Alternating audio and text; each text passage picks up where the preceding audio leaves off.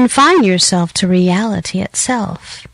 Instead of praying for or giving a treatment to a certain Mary or John, accept no mind, no being but God. You will then realize treatment to be superfluous.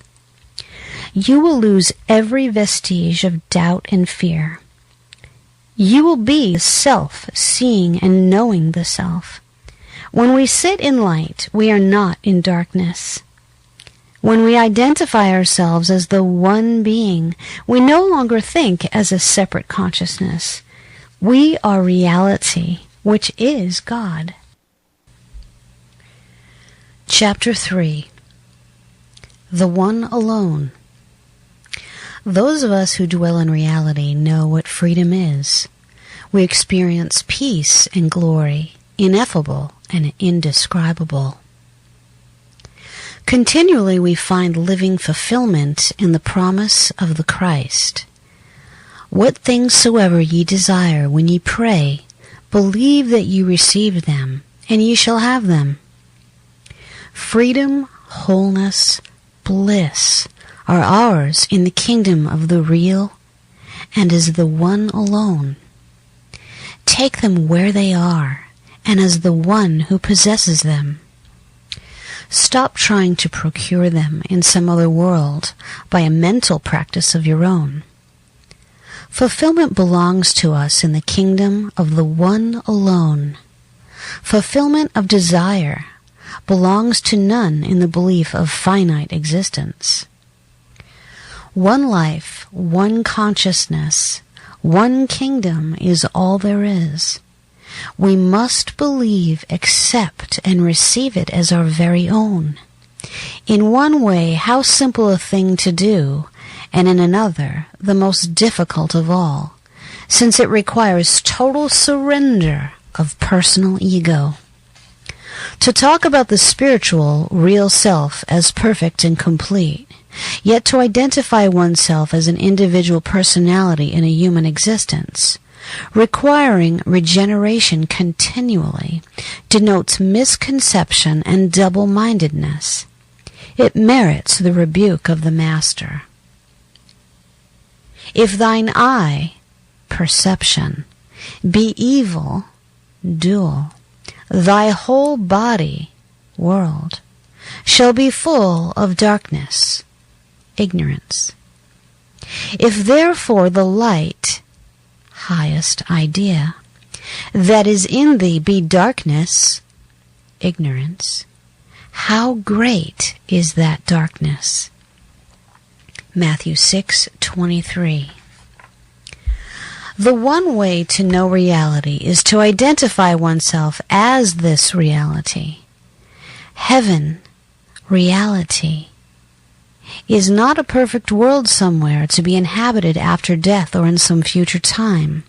Heaven is now at hand and within us. Designating heaven to be in some place and in some time other than the immediate here and now deludes one into believing himself to be outside of it, where he must strive, pray, and think to make himself ready for it. Heaven is all. It is in all time. It contains all place, and it belongs to everyone. Come, ye blessed of my Father, inherit the kingdom prepared for you from the foundation of the world. When does one expect to hear these precious words? He will hear this gracious invitation when he is prepared to receive it and accept it. He will hear it when he is ready to be released from the belief that he is a personality outside the kingdom or even on the threshold of it. He will hear it when he is willing to cease dependence upon personal thought and demonstration altogether and listen to the voice of God alone. Many wonder why they cannot make their demonstration, reach their goal, or find an end to the path of becoming. To reach the place where one actually lives and to be the being one really is, he must necessity confess the weakness and insufficiency of himself as an individual consciousness. As finite minds and beings, none can work up to perfection. Bound in the belief of separateness, one shall be limited, imperfect, and incomplete, continually demanding equalization of rights and abundance. Let him understand this. Power, joy, and abundance belong to the one alone. To have and experience them, we must of necessity be this identical one.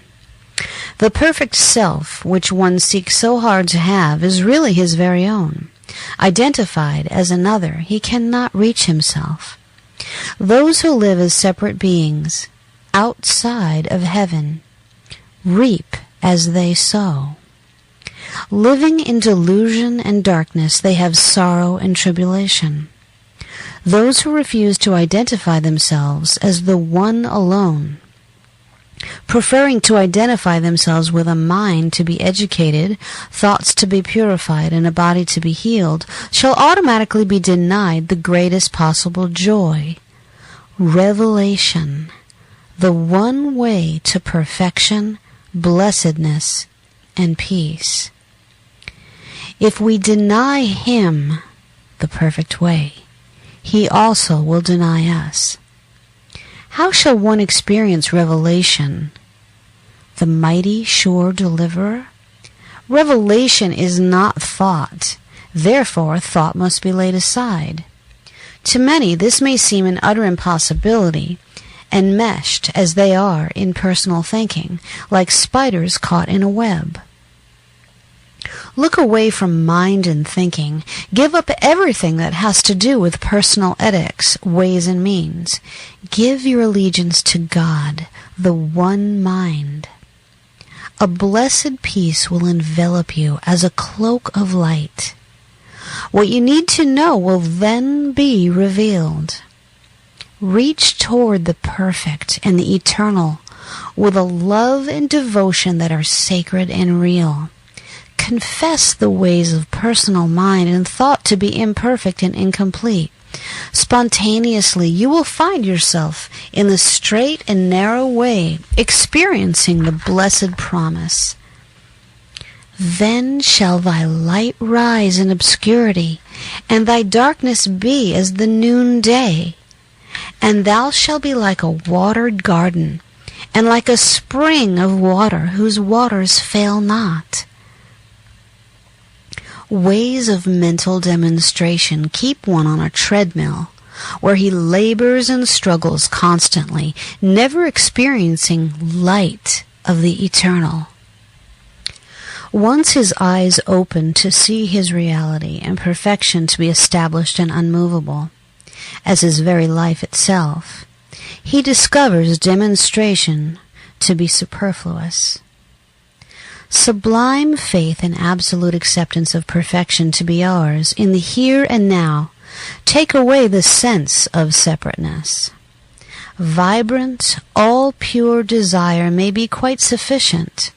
One may be aware that it is done, caught up in a glory which is real and actual. In oneself alone is found the secret of reality. Spirituality, which is born of our experience in reality, convinces us that we are the one alone. Chapter 2. The Kingdom of the Self.